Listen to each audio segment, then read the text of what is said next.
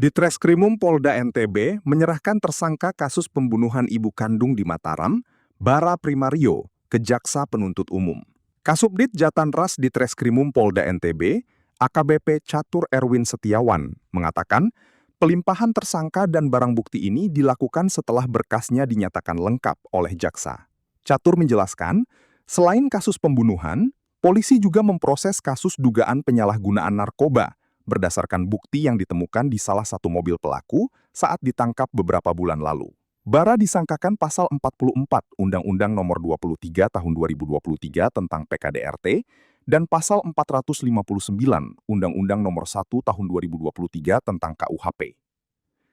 Sebagai informasi, kasus ini terungkap setelah warga Sekotong, Kabupaten Lombok Barat, menemukan jasad yang dibakar di sebuah lahan kosong. Setelah dilakukan penyidikan, terungkap bahwa jasad tersebut merupakan seorang wanita yang berasal dari Monjok, Mataram, bernama Yeni Rusdiastuti. Berdasarkan hasil pemeriksaan, Bara tega menghabisi nyawa ibu kandungnya lantaran merasa kesal tidak diberikan uang senilai 39 juta rupiah untuk membayar hutang. Dia menghabisi nyawa orang yang telah melahirkannya 33 tahun lalu dengan cara menjerat leher ibunya menggunakan tali pada saat tidur. Setelah korban tidak sadarkan diri, pelaku membungkus korban dengan spray. Pada pagi harinya, Bara membawa jenazah ibunya menggunakan mobil pribadinya ke wilayah Sekotong, lalu dibuang dan dibakar menggunakan bensin yang sudah dibelinya sebelum tiba di lokasi.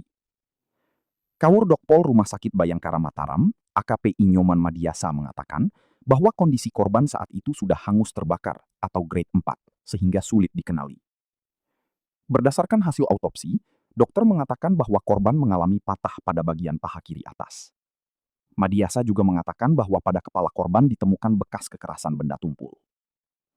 Di tubuh korban ditemukan masih menempel bekas pakaian dalam, serta kalung emas dengan liontin berbentuk hati berwarna biru. Tim dokter tidak bisa melakukan identifikasi karena kondisi jenazah sudah hangus. Terkait dengan penyebab korban mengalami patah kaki kiri dan luka akibat benda tumpul tersebut, penyidik menyampaikan masih akan melakukan pendalaman. Sudah dinyatakan lengkap oleh JPU, kemudian pada hari ini kami akan melaksanakan tahap 2 untuk tersangka Bara di Kejaksaan Negeri Mataram.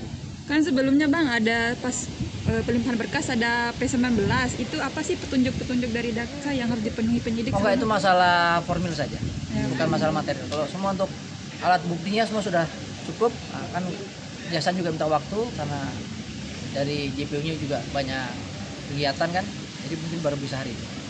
Kalau untuk masalah formil materi sekarang sudah ada masalah. Tinggal menunggu jadwal dari pengadilan kapan pelaksanaan sidang pertama ini. Di samping dugaan pembunuhan, polisi ada mengusut soal narkoba nggak? Oh iya, itu mungkin soal narkobanya bisa ditanyakan ke Direktorat Narkoba, karena kemarin kan juga ditemukan narkotika jenis ganja ya di mobil, salah satu mobil yang digunakan oleh si Bara ini.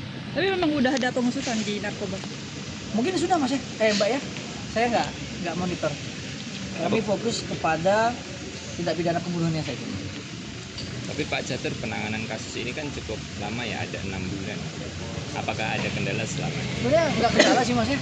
Kemarin dari pihak tersangkanya pun sudah mengakui mungkin karena banyak pekerjaan itu Mas. Kan persidangan kan juga banyak sekarang kan.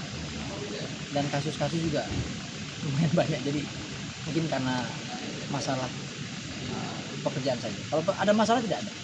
Sedikit penegasan Pak, mungkin pasal yang diterapkan kepada... Kemarin pasal, bentar Mas, kalau pasal saya... Nah, jadi untuk pasalnya, pasal 44 PKDRT, Undang-Undang Nomor 23 Tahun 2004 ya? 2004 sama 459 KUHP Nasional. Itu terkait pembunuhan berencana? Untuk karena ini kekerasan dilakukan di lingkungan keluarga, jadi kan kami utamakan yang PKDRT-nya, baru kita terapkan pasal yang 459 KUHP itu. Download Tribun X sekarang, menghadirkan lokal menjadi Indonesia.